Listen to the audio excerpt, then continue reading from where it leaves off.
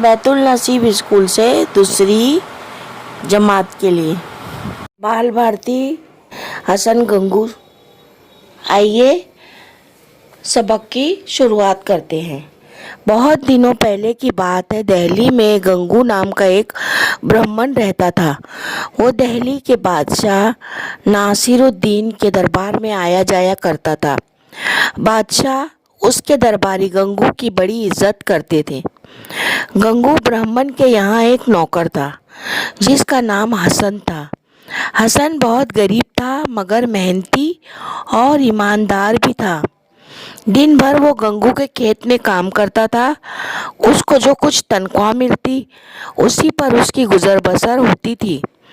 एक रोज हसन खेत में हल चला रहा था। उसका हल किसी चीज में फंस गया। हसन काम करने से रुक गया। उसने जमीन खोद कर देखा तो वहां एक गड्ढा था। वो गड्ढा अशर्फियों से भरा हुआ था। इतना बड़ा खजाना पाकर हसन को बेहद खुशी हुई, मगर इसे ख्याल आया कि ये खजाना तो गंगू के खेत में मिला है। गंगू ही इसका हकदार है। वह अशरफियों का घड़ा लेकर गंगू के पास पहुंचा। उसने गंगू को सारा हाल सुनाया। वह हसन की दयानतदारी से बहुत खुश हुआ। एक मर्तबा हसन की दयानतदारी का जिक्र गंगू ने बादशाह से किया। बादशाह पर भी इसका बड़ा असर हुआ। उसने हसन को अपने दरबार में मुलाजिम रख लिया। दरबार में भी वो बहुत ईमानदारी और मेहनत से काम करता था।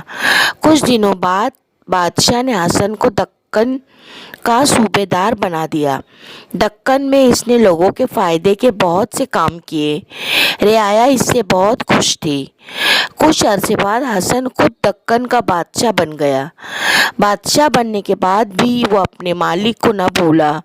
उसने अपने नाम के साथ अपने मालिक का नाम भी जोड़ दिया और हसन गंगू कहलाया। इतना ज़माना गुजरने पर भी उसकी वफादारी और दयानतदारी लोगों को याद है। अब बच्चों, मैं उम्मीद करती हूँ आपको ये सबक अच्छी तरह समझ में आ गया होगा। आइए अब हम चलते अपने होमवर्क पर। यहाँ पर लिखा है बेटा देखो, एक जुमले में जवाब लिखो। तो आपको इन सवालों के जवाब लिखना है। सवाल नंबर 1, हसन कौन था? तो उसका जवाब आपको इसमें से ढूंढना है और इस तमाम सवालात को मुकम्मल करके मेरे गूगल क्लासरूम में भेजना है। Please subscribe the channel and press the bell icon.